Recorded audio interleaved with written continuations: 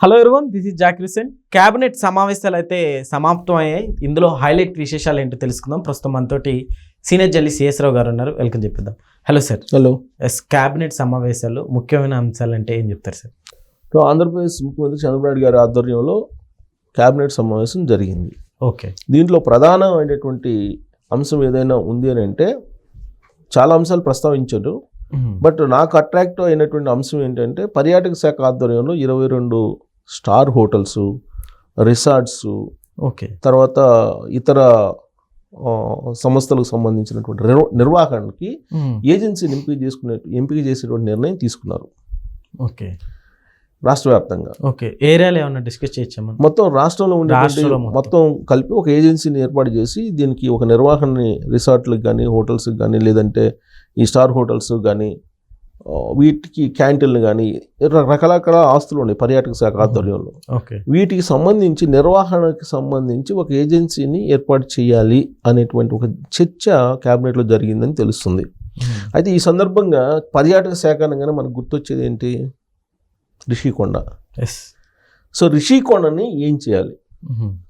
ఇప్పుడు ఏజెన్సీలకు అప్పచెప్తారు, స్టార్ హోటల్స్ని అన్ని ఏదో ఒక ఏజెన్సీకి అప్పచెప్తారు అనుకుందాం. టెండర్ బిల్స్ లేకపోతే ఇంకో మార్గంలోనూ దానికి కొన్ని పారామీటర్స్ పెట్టి టెండర్ కాల్ఫర్ చేసి గ్లోబల్ టెండర్ బిల్స్ ఎట్నో దాని నిర్వాహకాన్ని అప్పచెప్తారు అనుకుందాం. ఓకే. మరి రిషికొండని ఏం చేస్తారు?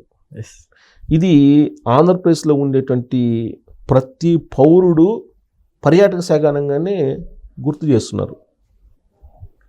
ఎందుకు?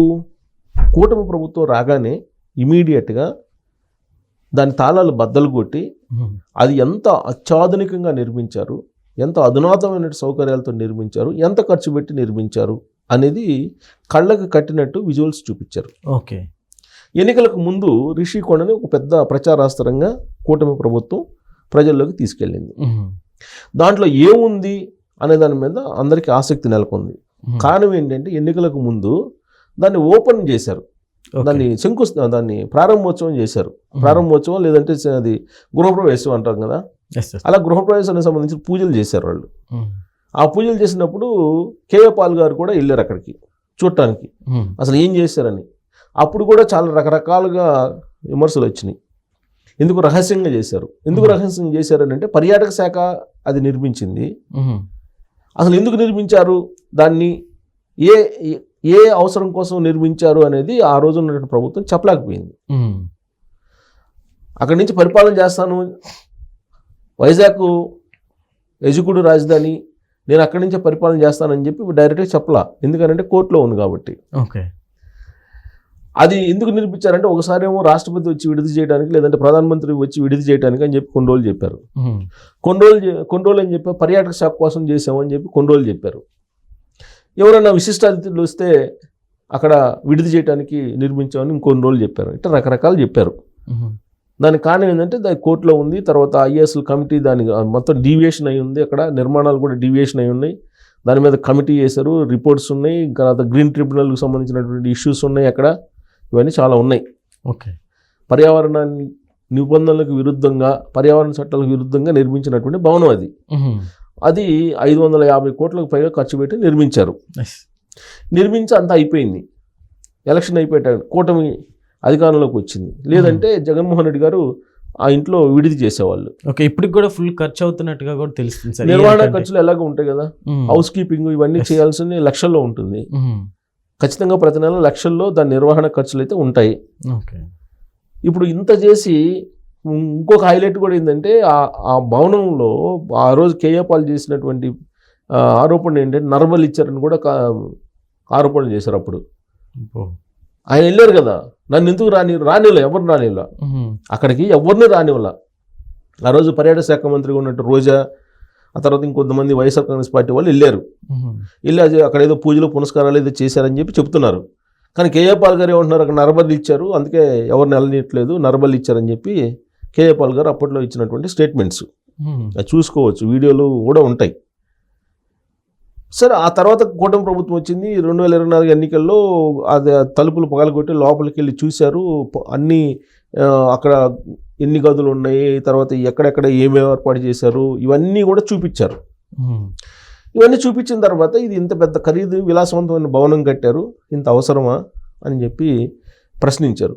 బాగానే ఉంది అంతవరకు. సో ప్రజలు కూడా హర్షించారు. మరి ఈ సంవత్సరం 2 నెలలు 3 నెలలు అయింది కొత్త ప్రభుత్వం ఏర్పడి. మరి ఈ పర్యాటక శాఖ ఆధ్వర్యంలో ఉన్నటువంటి ఆ భవనాన్ని ఏం చేయాలి అనే దాని మీద ఇవాళ వరకు కూడా ఒక నిర్ణయం తీసుకోలేదు.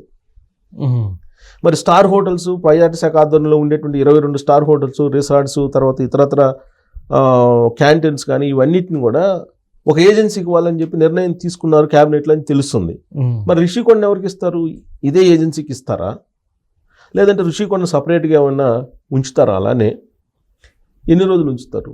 దాన్ని అసలు ఈ దేనికి ఉపయోగించుకోవాలి అనేది ఇప్పటి వరకు కూడా స్పష్టత రాకపోవడం అనేది ఒక పెద్ద చర్చనీయాంశం అయింది. క్యాబినెట్లో కూడా దాని గురించి ప్రస్తావన వచ్చినట్టు కూడా తెలుస్తుంది. ఇది ఈ స్టార్ హోటల్స్, రిసార్ట్స్ ఏజెన్సీకి ఇచ్చేటువంటి క్రమంలో మరి రిషికొండ ఏం చేద్దాం అనేది కూడా చర్చకు వచ్చినట్టు తెలుస్తుంది. దాన్ని ఫైనల్ చేసినట్టు ఇన్ఫర్మేషన్ రావట్లా. ఓకే. ఇక 2 క్యాబినెట్లో తీసుకున్నటువంటి అంశం ఏంది? ఈ హబ్స్, టెక్ హబ్స్ ఉన్నాయి కదా, టెక్ హబ్స్కి సంబంధించి ల్యాండ్ ఇనిషియేటివ్ చేయాలి, ల్యాండ్ ఇవ్వాలి స్టార్టప్స్కి కానీ టెక్ హబ్స్కి కానీ. మరి ఈ టెక్ హబ్స్కి ల్యాండ్స్ ఇచ్చేసేసి ఇమీడియట్గా ఈ టెక్ హబ్స్ని ఆంధ్రప్రదేశ్లో నెలకొల్పాలి. టెక్ హబ్స్తో పాటు చంద్రబాబు నాయుడు గారు ఇమీడియట్గా వర్క్ స్టేషన్స్ని ఏర్పాటు చేయాలి. టెక్ హబ్స్ అంటే అవే ఆల్మోస్ట్ నేను అనుకోవటం అవే, వాటి గురించి చర్చించుంటారు. వాటికి ల్యాండ్ అలాట్ చేసేస్తే ఆంధ్రప్రదేశ్లో ఉండేటువంటి జిల్లాలు ఇప్పుడు ప్రజెంట్ 26 జిల్లాలు ఉన్నాయి. వాటిని ఏదో పెంచాలనేటువంటి ఆలోచన కూడా చేస్తున్నారు. సో 26 జిల్లాలు ఉన్నాయి కాబట్టి కనీసం 26 జిల్లాల్లో మేజర్ ఆ నియోజకవర్గాల పరిధిలో కానీ లేదంటే పార్లమెంటు లోక్సభ పరిధిలో కానీ ఆ 26 చోట్ల కనీసం జనసాంద్రత ఎక్కువ ఉండేటువంటి చోట్ల అయినా సరే టెక్ హబ్స్ పెట్టేసి ల్యాండ్స్ అలాట్ చేసేసి అక్కడ వర్క్ స్టేషన్స్ని ఏర్పాటు చేయాలని చెప్పి ఒక నిర్ణయం తీసుకున్నట్టు తెలుస్తుంది క్యాబినెట్లో. ఓకే. సో ఇక లిక్కర్ పాలసీకి సంబంధించి కొత్త లిక్కర్ పాలసీ రాబోతుంది. ఆ లిక్కర్ పాలసీ గురించి చర్చించారు. సో ఎందుకంటే లిక్కర్ పాలసీ కొత్తది రావాలి కాబట్టి టైం అయిపోయింది కాబట్టి లిక్కర్ పాలసీ గురించి ఒక నిర్ణయం తీసుకున్నారు. ఆ రేట్లు ఎలా ఉంటాయి ఏంటి అనేది ఎంతో కొంత పెంచి ఒక నిర్ణయం తీసుకునేటువంటి అవకాశాలు ఉన్నాయి.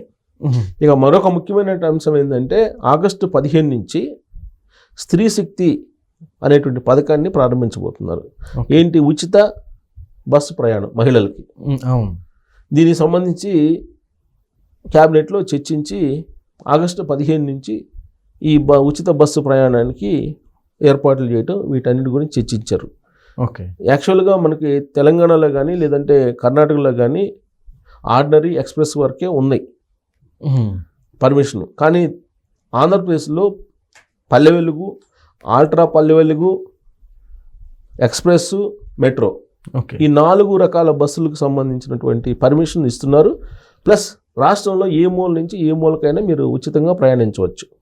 మీకు కావాల్సిందల్లా ఓటర్ ఐడి కార్డు లేదా ఆధార్ కార్డు, ఈ 2 ఉంటే కనుక మీరు బస్సులో ఏ మూల నుంచి ఏ మూలకైనా ఆంధ్రప్రదేశ్లో ప్రయాణించవచ్చు. చంద్రబాబు నాయుడు గారు యాక్చువల్గా ఎలక్షన్ అప్పుడు చెప్పింది ఏంటంటే జిల్లా యూనిట్, ఆ జిల్లా పరిధిలోనే ఉచితంగా ప్రయాణ సౌకర్యం కల్పిస్తానని చెప్పారు. కానీ మొత్తం స్టడీ చేసిన తర్వాత కర్ణాటక అలాగే తెలంగాణలో ఏ మూల నుంచి ఏ మూలకైనా రాష్ట్రంలో ఉచితంగా ప్రయాణించేలాగా నిర్ణయం తీసుకొని ఆల్రెడీ క్యాబినెట్లో చర్చించి తీర్మానం చేశారు. ఆగస్టు 15 నుంచి మహిళలు ఉచితంగా బస్సుల్లో ప్రయాణం చేయొచ్చు.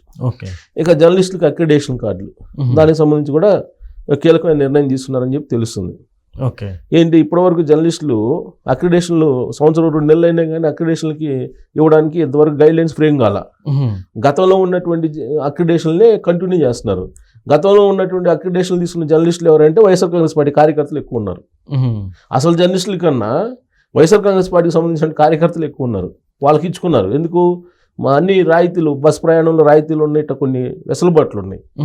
సో అందుకని వాటన్నిటిని స్క్రూటినీ చేసి మళ్ళీ అక్రిడేషన్లు ఇవ్వాలి. దానికి సంబంధించి కూడా చర్చించినట్టు తెలుస్తుంది. సో మొత్తం మీద కీలకమైనటువంటి విషయాల్లో టెక్ హబ్స్ ఒకటి, తర్వాత రిషికొండది ఒకటి. మరి రిషికొండది ఏం చేస్తారో చూడాలి. ఇంకా దానికి సంబంధించి అవుట్పుట్ రాలే. డిస్కషన్ అయితే జరిగింది పర్యాటక శాఖ ఆధ్వర్యంలో. ఎండీకి అప్పచెప్పారట. అది పర్యాటక శాఖ ఎండీకి. ఇప్పుడు అమరాపల్లి గారు ఉన్నారు, ఇంకా అక్కడి నుంచి రిలీవ్ కాలే ఆవిడ. అమరాపల్లి గారు ఉన్నారు, అమరాపల్లి గారికి అప్పచెప్పారు.